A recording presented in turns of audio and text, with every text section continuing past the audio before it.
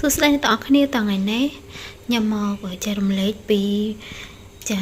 សាប៊ូកក់សក់សម្រាប់អ្នកដែលមានបញ្ហាស្បែកក្បាលអង្គេអ្នកទាំងអស់គ្នានេះគឺសាប៊ូក្លិនហើយចេញយូរហើយប៉ុន្តែអ្នកខ្លះគឺគាត់មើលរំលោភចាដូចខ្ញុំចឹងខ្ញុំអត់ដឹងទេតែគ្រួសាររបស់ខ្ញុំគាត់មានបញ្ហាអង្គេចឹងហើយសាកសាប៊ូនិយាយទៅល្អតម្លៃថ្លៃអីគឺប្រើហើយអ្នកទាំងអស់គ្នាប៉ុន្តែគឺអត់បាត់ណាបន្ទាប់មកក៏បានសាកជាមួយនឹងប្រភេទសាប៊ូកក់សក់ចាក្លិននេះទាំងអស់គ្នាហើយសម្រាប់ចាសក់ក្បាលស្បែកក្បាលសម្រាប់ស្បែកក្បាលរបស់យើងមានអង្គេឥឡូវនេះគាត់ប្រើបានចូល2សប្តាហ៍ហើយគឺកាត់បន្ថយបានប្រហែលជា 80% ហើយអង្គេណាហើយមួយវិញទៀតគឺគាត់កើតយូរហើយអញ្ចឹង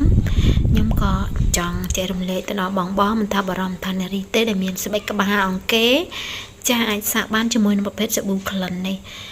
សាប៊ូនឹងគឺចាញ់យូរហើយទេហើយមានលក់នៅតាមទីផ្សារមានអសរខ្មែរអ្នកទាំងអស់គ្នានេះគឺងាយស្រួលមែនទែនសម្រាប់យើងទិញរបៀបប្រើប្រាស់អីគុណប្រយោជន៍អីចឹងអ្នកទាំងអស់គ្នាហើយសម្រាប់ស្បែកក្បាលរបស់យើងណាអញ្ចឹងខ្ញុំសូមនិយាយពី